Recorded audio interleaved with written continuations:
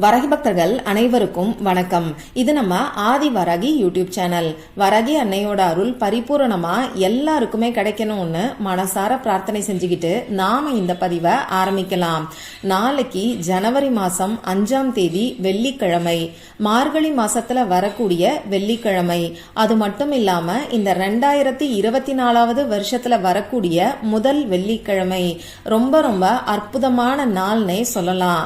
இப்படிப்பட்ட அற்புதமான நாள்ல பணவரவு நமக்கு அதிகரிக்கிறதுக்காகவும் பண கஷ்டம் தீர்றதுக்கும் வெள்ளிக்கிழமை நாள்ல நாம செய்ய வேண்டிய ஒரு எளிமையான பரிகாரத்தை பத்தி தான் இந்த பதிவுல நாம பார்க்க போறோம்.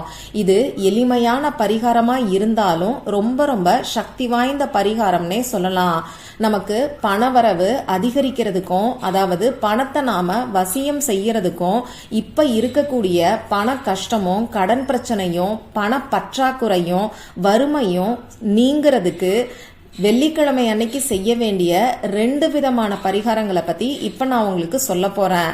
அதனால வீடியோவை கொஞ்சம் கவனமா பாருங்க. இந்த 2 பரிகாரத்துல ஏதாவது ஒரு பரிகாரத்தை நீங்க நாளைக்கு செஞ்சா கூட போதும், உங்க வாழ்க்கையில நல்ல முன்னேற்றம் ஏற்படும். மகாலட்சுமி தாயாரோட பரிபூரணமான அருள் உங்களுக்கு நிச்சயமா கிடைக்கும். இது என்ன பரிகாரம், இதை யாரெல்லாம் செய்யலான்னு இப்ப நாம பார்க்கலாம். சுத்தமா இருக்கிறவங்க மட்டும்தான் இந்த 2 பரிகாரத்தையுமே செய்யணும். அசைவம் சாப்பிட்டதுக்கு அப்புறமா இந்த பரிகாரங்களை நீங்க செய்யக்கூடாது. பெண்களுக்கு மாதவிடாய் சமயமா இருந்தா இந்த பரிகாரத்தை செய்ய வேண்டாம்.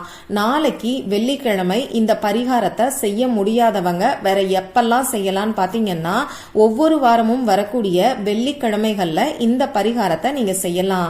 பணத்தை வசியம் செய்யறதுக்கு இப்ப நான் சொல்ல போற இந்த 2 பரிகாரங்களையும் சுக்கிரஹோரை நேரத்துல நீங்க செய்யணும். வெள்ளிக்கிழமை சுக்கிரஹோரை நேரம் எப்ப வருதுன்னு பாத்தீங்கன்னா, காலையில 6 மணில இருந்து 7 மணிக்குள்ள, நைட்டு 8 மணில இருந்து 9 மணிக்குள்ள. இந்த 2 குறிப்பிட்ட நேரங்கள்ல ஏதாவது ஒரு நேரத்துல இப்ப நான் சொல்ல போற பரிகாரங்களை நீங்க செய்யுங்க. முதல் பரிகாரத்தை நீங்க ஒண்ணு காலையில, அப்படி இல்லைன்னா நைட்டு வரக்கூடிய சுக்கிரஹோரை நேரத்துல செய்யலாம். ஆனா நான் 2வதா உங்களுக்கு கொடுக்கக்கூடிய பரிகாரத்தை காலையில சுக்கிரஹோரை நேரத்துல மட்டும்தான் செய்யணும். இரவு நேரத்துல நீங்க செய்யக்கூடாது. இதை மட்டும் கொஞ்சம் கவனமா பாத்துக்கோங்க. சரி, இப்போ அந்த முதல் பரிகாரம் என்னன்னு நாம பார்க்கலாம். இந்த பரிகாரத்துக்கு தேவையான பொருட்கள் என்னன்னு பாத்தீங்கன்னா, ஒரு கண்ணாடி கிண்ணம், அப்படி இல்லைன்னா மண் கிண்ணம் தேவைப்படும். பெரிய சைஸ்ல இருக்கக்கூடிய மண் அகல் விளக்க கூட நீங்க பயன்படுத்திக்கலாம். அடுத்ததா இந்த கிண்ணம், அப்படி இல்லைன்னா அகல் விளக்கு நிரம்ப கல்லுப்பு நமக்கு தேவைப்படும். இந்த பரிகாரத்துக்கு முக்கியமா தேவைப்படக்கூடிய பொருள் என்னன்னு பாத்தீங்கன்னா, 33 ரூபாய் நமக்கு தேவைப்படும். 1 3 10 ரூபாய் நோட்டு, 3 1 ரூபாய் காயினை நீங்க எடுத்துக்கோங்க.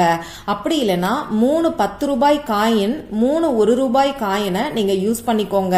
இந்த மாதிரி தான் நீங்க 33 ரூபாயையும் எடுத்துக்கணும். 5 ரூபாய் காயினையோ 2 ரூபாய் காயினையோ இந்த பரிகாரத்துக்கு நீங்க பயன்படுத்த வேண்டாம். இவ்வளவுதான் இந்த முதல் பரிகாரத்துக்கு நமக்கு தேவையான பொருட்கள். இப்ப நான் சொன்ன மாதிரி காலையில, அப்படி இல்லைன்னா நைட்டு வரக்கூடிய சுக்கிரஹோரை நேரத்துல தேவையான பொருட்களை எடுத்து வச்சுக்கோங்க. உங்க பூஜை அறைய நீங்க ரெடி பண்ணி வச்சுக்கோங்க. எப்பையும் ஏத்தி வைக்கக்கூடிய விளக்க ஏத்தி வச்சுக்கோங்க. மகாலட்சுமி தாயாரோட திருவுருவ படம், திருவுருவ சிலைக்கு பூக்களால அலங்காரம் பண்ணிக்கோங்க. ஏதாவது ஒரு விளக்கு நெய் விளக்கா ஏத்தி வைக்கிறதுக்கு பாருங்க. இப்போ முதல்ல குலதெய்வத்துக்கிட்டையும் அதுக்கப்புறமா மகாலட்சுமி தாயார்கிட்டையும் மனசார பிரார்த்தனை செஞ்சுக்கோங்க. உங்களுக்கு என்னென்னலாம் பண கஷ்டம் இருக்கோ அது எல்லாத்தையும் சொல்லி பிரார்த்தனை செஞ்சுக்கோங்க. அடகு வச்ச நகையை மீட்கிறதுக்கு, கடன் பிரச்சனை தீர்றதுக்கு, கொடுத்த பணம் திரும்பி வர்றதுக்கு, இப்படி உங்களுக்கு எந்த பிரச்சனை இருந்தாலும் அதை நீங்க மகாலட்சுமி தாயார்கிட்ட மனசார சொல்லி பிரார்த்தனை செஞ்சுக்கோங்க. இப்படி பிரார்த்தனை செஞ்சதுக்கு அப்புறமா நீங்க எடுத்து வச்சிருக்கக்கூடிய கண்ணாடி பவுல் நிரம்ப கல்லுப்ப கொட்டி வச்சுக்கோங்க. இந்த கல்லுப்புக்கு மேல நீங்க எடுத்து வச்சிருக்கக்கூடிய 33 ரூபாய வச்சுக்கோங்க. இந்த கண்ணாடி கிண்ணத்தை மகாலட்சுமி தாயாரோட பாதத்துல நீங்க வச்சிருங்க. இதுக்கப்புறமா திரும்பியும் ஒரு தடவை மகாலட்சுமி தாயார் கிட்ட பிரார்த்தனை செஞ்சுக்கிட்டு உங்க வழிபாடை நீங்க நிறைவு செஞ்சுக்கோங்க. இந்த கண்ணாடி கிண்ணம் வெள்ளிக்கிழமை அன்னைக்கு நைட்டு ஃபுல்லா அப்படியே உங்க பூஜை அறையிலேயே இருக்கட்டும். மறுநாள் சனிக்கிழமை அன்னைக்கு காலையில எந்திரிச்சு நீங்க குளிச்சதுக்கு அப்புறமா அந்த 33 ரூபாயை எடுத்து பீரோல பணம் வைக்கக்கூடிய தனியா ஒரு இடத்துல வச்சிருங்க. இதை நீங்க எந்த செலவுக்கும் பயன்படுத்தக்கூடாது. முடிஞ்சா ஒரு கவர்லயோ அப்படி இல்லைன்னா தனியா ஒரு பர்ஸ்லயோ இல்ல சின்ன டப்பாலையோ இந்த 33 ரூபாயை போட்டு தனியா பீரோல நீங்க வச்சிருங்க. அந்த கல்லுப்பை எடுத்து ஓடுகின்ற நீர்நிலைகள்ல கரைச்சி விட்டுருங்க. அப்படி இல்லைன்னா உங்க வீட்டுல தண்ணீர்ல கரைச்சிட்டு அதை கிச்சன் சிங்க்ல நீங்க ஊத்தி விட்டுருங்க. இந்த மாதிரி தொடர்ந்து 6 வெள்ளிக்கிழமைகளுக்கு நீங்க செய்யணும். ஒவ்வொரு வாரமும் 33 ரூபாய் புதுசாதான் நீங்க எடுத்து வைக்கணும். பழைய 33 ரூபாயை பயன்படுத்தக்கூடாது. அதே மாதிரி வழிபாடு செஞ்சதுக்கு அப்புறமா பழைய 33 ரூபாயோட சேர்த்து இப்ப நீங்க வழிபாடு செஞ்ச 33 ரூபாயையும் வச்சுக்கோங்க. இந்த மாதிரி 6 வாரம் செய்யுங்க. இதுல 3ங்கிற நம்பர் குரு பகவானுக்குரியது, 6ங்கிற நம்பர் சுக்கிர பகவானுக்குரியது. இந்த சுக்கிர பகவான் மற்றும் குரு பகவானோட அருள் நமக்கு இருந்துட்டாலே நம்ம வாழ்க்கையில எந்த விதமான பண கஷ்டமும் நமக்கு இருக்காது. இப்ப இருக்கக்கூடிய பண பிரச்சனைகளும் பண பற்றாக்குறையும் படிப்படியா குறைய ஆரம்பிக்கும். அதனால இந்த 33 ரூபாய்ங்கிறது நமக்கு ரொம்ப ரொம்ப முக்கியம். இப்படி 6 வாரம் சேர்ந்ததுக்கு அப்புறமா இந்த 33 ரூபாயை என்ன பண்ணணும்னு பாத்தீங்கன்னா இதை எடுத்து கொண்டு போய் பெருமாள் கோவில்ல உண்டியல்ல நீங்க போட்டுருங்க. ஏன்னா பெருமாள் கோவில்ல மகாலட்சுமி தாயாருக்கான சன்னதி இருக்கும். மகாலட்சுமி தாயார் கிட்ட பிரார்த்தனை செஞ்சுக்கிட்டு பெருமாள் கோவில் உண்டியல்ல நீங்க போட்டுருங்க. அப்படி இல்லைன்னா ஏதாவது ஒரு அம்மன் கோவில் உண்டியல்ல கூட இந்த 33 ரூபாயை நீங்க போடலாம். 6 வாரம் வெள்ளிக்கிழமை நீங்க வழிபாடு செஞ்சு முடிச்சதுக்கு அப்புறமா நீங்க எப்ப கோவிலுக்கு போறீங்களோ அப்ப இந்த காசை நீங்க உண்டியல்ல போட்டுருங்க. அது வரைக்கும் செலவு பண்ணாம தனியா பத்திரமா ஒரு இடத்துல நீங்க வச்சுக்கோங்க. இதை நீங்க நம்பிக்கையோட செஞ்சீங்கன்னா நிச்சயமா உங்களுக்கு பண வரவுல நல்ல மாற்றங்கள் ஏற்படுறத நீங்களே கண்கூடா பாப்பீங்க. சரி, இப்போ வெள்ளிக்கிழமை நாள்ல நாம செய்ய வேண்டிய அந்த 2வது பரிகாரம் என்னன்னு இப்ப நான் உங்களுக்கு சொல்றேன். நான் முன்னாடியே சொன்ன மாதிரி இந்த பரிகாரத்தையும் சுத்தமா இருக்கிறவங்க மட்டும்தான் செய்யணும். நாளைக்கு வெள்ளிக்கிழமை அன்னைக்கு காலையில 6 மணியிலிருந்து 7 மணிக்குள்ள வரக்கூடிய சுக்கிரஹோரை நேரத்துல மட்டும்தான் இந்த பரிகாரத்தை நீங்க செய்யணும்.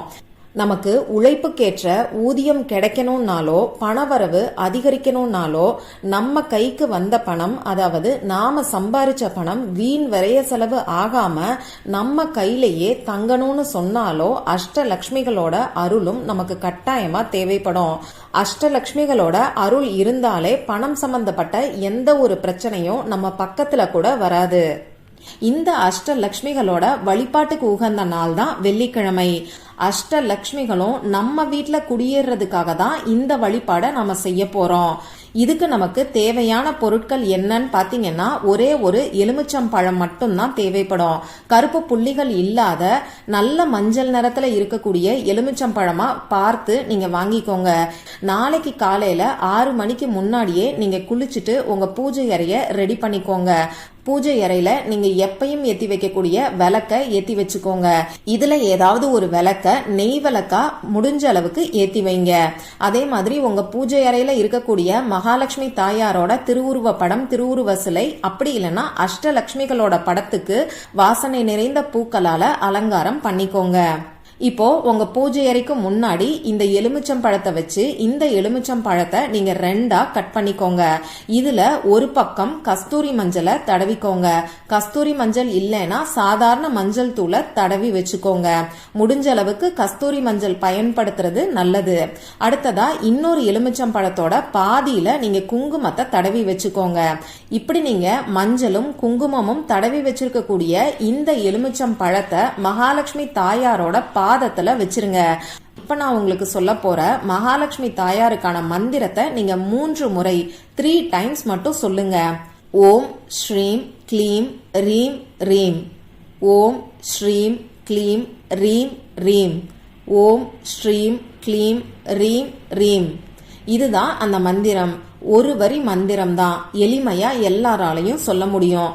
அதுவும் 3 முறை மட்டும் நீங்க சொன்னாலே போதும். இப்படி இந்த மந்திரத்தை சொன்னதுக்கு அப்புறமா மகாலட்சுமி தாயார்கிட்டையும் அஷ்டலட்சுமிகள் கிட்டையும் மனசார பிரார்த்தனை செஞ்சுக்கோங்க. உங்களுக்கு இருக்கக்கூடிய பண கஷ்டங்கள் எல்லாத்தையும் சொல்லி அதுக்கான தீர்வு கிடைக்கணும்னு சொல்லி பிரார்த்தனை செஞ்சுக்கோங்க. இப்போ இந்த எலுமிச்சம்பழத்தை கொண்டு போய் உங்க நிலைவாசல் படியில நீங்க வச்சிருங்க. உங்க நிலைவாசலுக்கு வலது பக்கத்துல ஒரு பாதி எலுமிச்சம்பழத்தையும் நிலைவாசலுக்கு இடது பக்கத்துல இன்னொரு பாதி எலுமிச்சம்பழத்தையும் வச்சிருங்க. இந்த எலுமிச்சம்பழம் அப்படியே இருக்கட்டும். செவ்வாய்க்கிழமை அன்னைக்கு காலையில எந்திரிச்ச உடனேயே இந்த எலுமிச்சம்பழத்தை எடுத்து கால்படாத இடத்துல நீங்க தூக்கி போட்டுருங்க. திரும்பியும் அடுத்து வரக்கூடிய வெள்ளிக்கிழமை அன்னைக்கு இதே மாதிரி நீங்க செஞ்சு வைங்க. இந்த பரிகாரத்தை தொடர்ந்து ஒவ்வொரு வாரமும் வெள்ளிக்கிழமைகள்ல நீங்க செய்யும் போது நிச்சயமா அஷ்டலட்சுமிகளும் உங்க வீட்டுல குடியேறுவாங்க. இந்த பதிவு உங்களுக்கு பிடிச்சிருந்தா லைக் பண்ணிட்டு உங்க ஃப்ரெண்ட்ஸ் அண்ட் ஃபேமிலி கூட ஷேர் பண்ணுங்க.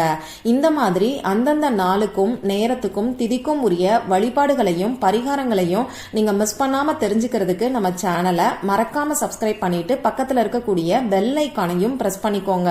மற்றும் ஒரு பயனுள்ள பதிவுல நாம சந்திக்கலாம். நன்றி.